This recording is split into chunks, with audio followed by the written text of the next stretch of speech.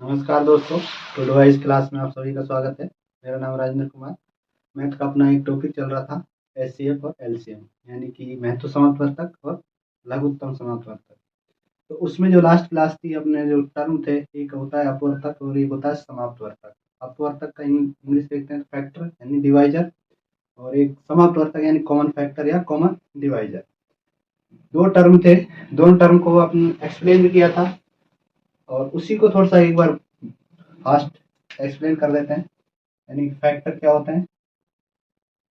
किसी भी संख्या का यदि सबसे छोटे फैक्टर करना है, जिसका भाई एक फैक्टर तो 1 होता है, एक टू फैक्टर मतलब किसी संख्या बड़ी है उसको कौन कौन सी संख्या विभाजित कर सकती है, और विभाजित मतलब पूर्णतः विभाजित होनी चाहिए, कंप्लीट डिवीजन होना चाहिए किसी संख्या का। तो इसको 1 से विभाजित किया जा सकता है, 2 से किया जा सकता है, 3 से विभाजित किया जा सकता है, 4 से विभाजित किया जा सकता है, 6 से और स्वयं 12 से तो किया ही जा सकता है। तो इसको क्या बोलते हैं? इन सबको फैक्टर बोलते हैं, यानी कि अपवर्तक। हिंदी में बोलते हैं अपवर्तक।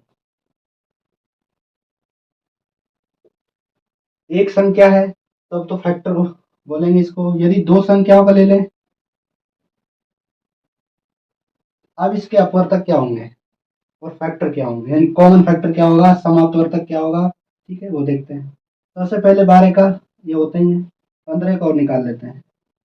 15 किसी से विभाजित होता है? 1 से होता है, 3 से विभाजित होता है, 5 से होता है, और 15 से स्वयं से तो विभाजित होता ही होता है। ठीक है, अब इन दोनों में कॉमन देखते हैं, यानी कि कॉमन कॉमन फैक्टर यानी कि समाप्त वर्तक। समाप्त वर्तक मतलब कॉमन शब्द आ रहा है, इसका मतलब कॉमन मतलब क्या होता है? दो संख्या में कॉमन आना चाहिए। अब इन दोनों जो फैक्टर आए, इसके 15 के जो फैक्टर आए, 12 के जो फैक्टर आए, इनमें कॉमन देखते हैं। एक कॉमन है क्या, और दो कॉमन है? इसमें नहीं है। 3 कॉमन है इसमें क्या, और चीज कॉमन है? और चीज कॉमन इसमें नहीं है। तो इसका कॉमन का मतलब 1 और 3। तो इसका समाप्त वर्तक जो आया कितना आया? 1 और 3 आया, यानी कॉमन जो फैक्टर आया कितना? 1 और 3। तो लास्ट जो क्लास थी अपन ने समाप्त वर्तक और अपवर्तक के बारे में पढ़ा था। तो आज इससे रिलेटेड क्वेश्चंस पढ़ेंगे।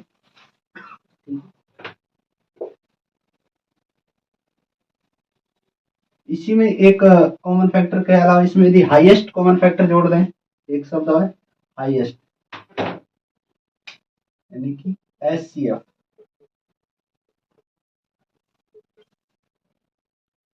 हाईएस्ट कॉमन फैक्टर, ये इसको डिवाइजर और बोल सकते हैं फैक्टर की जगह, यानी कि महत्व समाप्त वर्तक। तो क्या होता है? लास्ट अभी जस्ट पीछे देखा था, 15 और 12 का कॉमन फैक्टर क्या रहा था? 1 और 3, ये आ रहा था।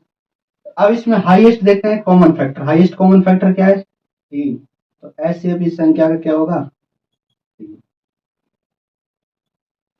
हाईएस्ट यानी कि ऐसे क्या होता है? किसी संख्या कॉमन हो, ऐसी संख्या जो दो में सबसे बड़ी संख्या होनी चाहिए, जो दोनों संख्या को क्या कर दे?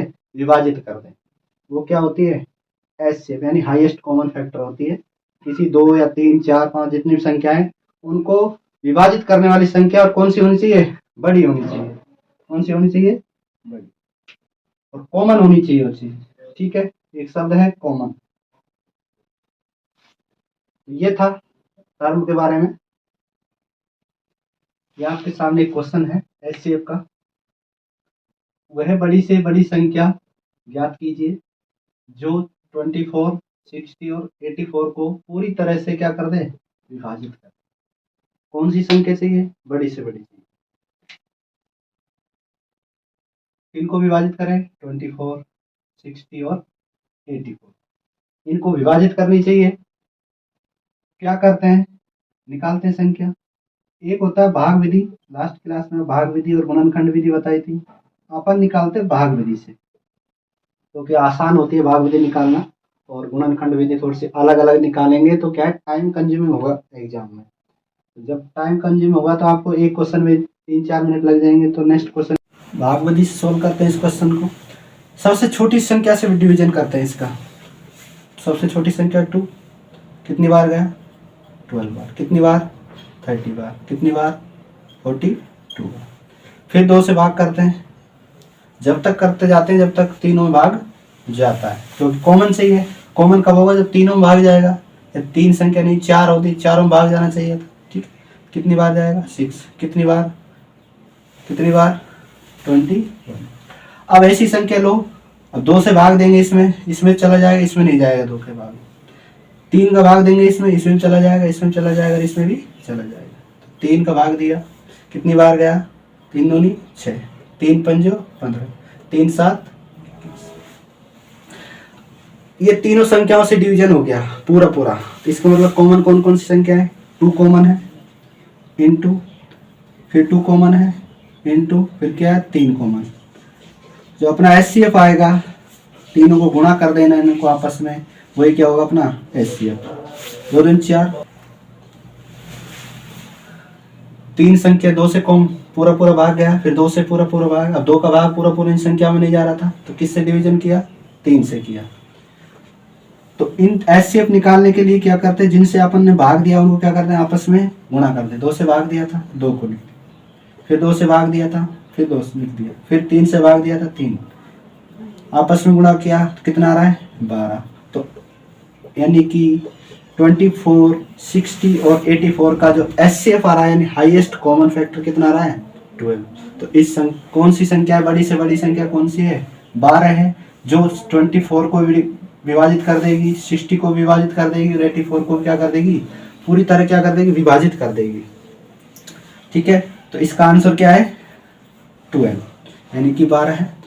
तो इस तरह क्वेश्चन निकाल एचसीएफ से पूछे जाते हैं। तो ये नॉर्मल क्वेश्चन था समझाने के लिए। नेक्स्ट क्वेश्चन देखते हैं इसी पे बेस। आपके सामने एक नेक्स्ट क्वेश्चन है, ठीक है। एक कमरे की क्या है विमाएं है, 18 मीटर, 12 मीटर और कितनी है 10 मीटर। तो सबसे बड़ा वो है पैमाना ज्ञात करना है कि जिससे क्या है नापी जा सकते हैं दीवारों की ये विमाएं, ठीक। देखते हैं कौन कौन सा पैमाना है। तो बड़ी से बड़ी संख्या चाहिए, तो इसका मतलब क्या चाहिए अपन को एचसीएफ चाहिए, यानी हाईएस्ट कॉमन फैक्टर चाहिए। कॉमन चाहिए, फैक्टर चाहिए और क्या चाहिए हाईएस्ट चाहिए, यानी सबसे यानी महत्वपूर्ण महत्तम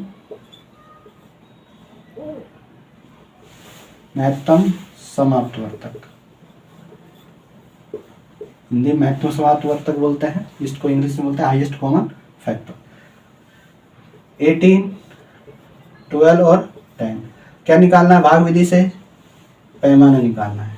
कौन सी विधि है भाग विधि, आसान होती है। ऑप्शन हो तो डायरेक्ट आप ऑप्शन से कर सकते हैं, जब प्रैक्टिस कराएंगे तो ऑप्शन से। सबसे पहले देखते हैं इस भाग कितने का 2 का, कितनी बार गया 9 बार, कितनी बार गया 6 बार, कितनी बार गया 5। ऐसी संख्या लो और नेक्स्ट इसमें भाग जो तीनों भाग चला जाए। यदि 2 का भाग दें इसमें नहीं जाएगा, इसमें चला जाएगा, इसमें नहीं जाएगा। 3 का लें इसमें चला जाएगा, इसमें चला जाएगा, इसमें नहीं जाएगा। इसका मतलब अपने कॉमन फैक्टर क्या आ रहा है, एक 2 आ रहा है।